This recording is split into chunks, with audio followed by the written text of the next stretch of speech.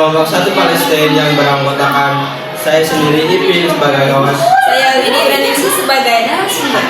Saya Nova sebagai editor. Saya Rosalati sebagai kameramen 1. Dan saya Siti Nurmila sebagai kameramen 2. Di sini kami akan mengerjakan tugas dari 3 mapel kolaborasi. Pertama, Geografi. kedua, Seni budaya. 3, Bahasa Indonesia.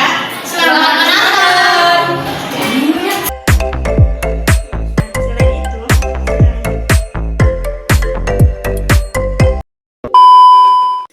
selain itu, Assalamualaikum warahmatullahi wabarakatuh. Halo Sobat Podcast.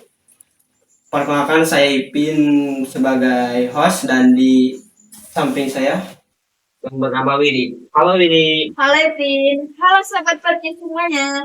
Saya Widi Renisi. Di sini saya sebagai narasumber. Oke, sebelum ke materi kita tanya-tanya dulu ya soal Widi. Widi, gimana nih tadi semuanya?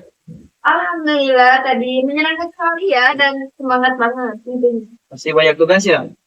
Ya Allah, itu banyak banget. Nah, Sobat Podcast, materi kali ini sangat menarik nih, yaitu tentang perubahan perilaku dan desain tempat tinggal. Banyak orang yang mungkin nggak sadar bahwa manusia bisa mempengaruhi cara kita mendesain rumah. Betul nggak, Wid?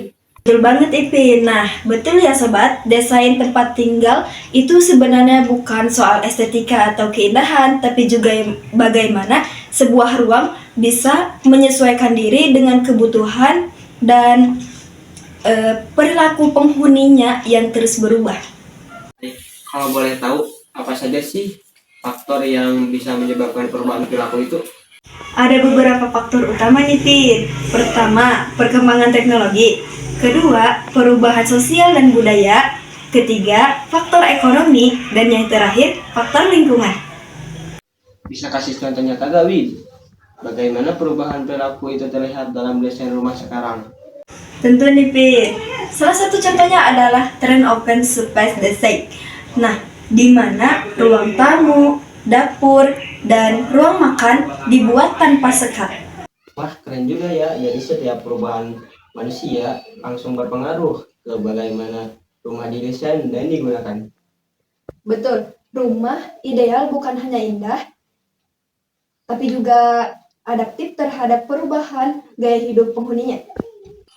Kalau dari sisi arsitek atau desainer interior itu sendiri, gimana nih cara mereka menanggapi perubahan ini?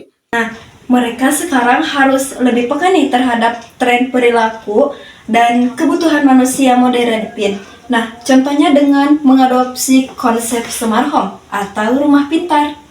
Ini menarik nih, bisa dijelaskan dulu gak detail tentang sebenarnya apa itu smart home? Tentu, smart home adalah rumah yang dilengkapi dengan teknologi otomatisasi.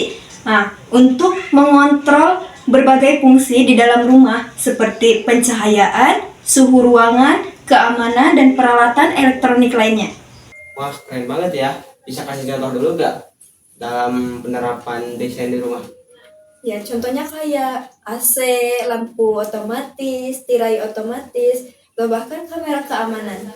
Jadi bisa dibilang kalau teknologi smart home itu bukan cuma soal kemewahan, tapi juga soal kenyamanan dan efisiensi hidup. Tepat sekali, Pin. Smart home mencerminkan perilaku manusia modern yang ingin hidup lebih praktis, aman, dan ramah lingkungan.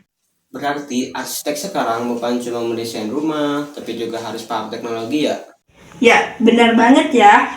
Arsitek dan desainer interior harus bekerja sama dengan ahli teknologi untuk menciptakan rumah yang bisa beradaptasi dengan penghuninya, baik dari segi kenyamanan, keamanan, maupun keberlanjutan teknologi. Wah, pembahasan kita sangat menarik ya. Jadi bisa disimpulkan bahwa perubahan perilaku manusia sangat berpengaruh terhadap desain tempat tinggal, mulai dari tata ruang, fungsi, sampai integrasi teknologi seperti smart home. Ya, dan semoga pembahasan ini bisa menambah wawasan kita semua tentang bagaimana desain rumah bisa mencerminkan perubahan cara hidup kita sehari-hari. Oke, terima kasih Hamid sudah sharing hari ini. Sama-sama, Pin, dan terima kasih juga untuk ilmunya. Oke, terima kasih ya yang kepada teman-teman yang sudah menonton sampai akhir video. See you next time. Bye See you, guys. bye.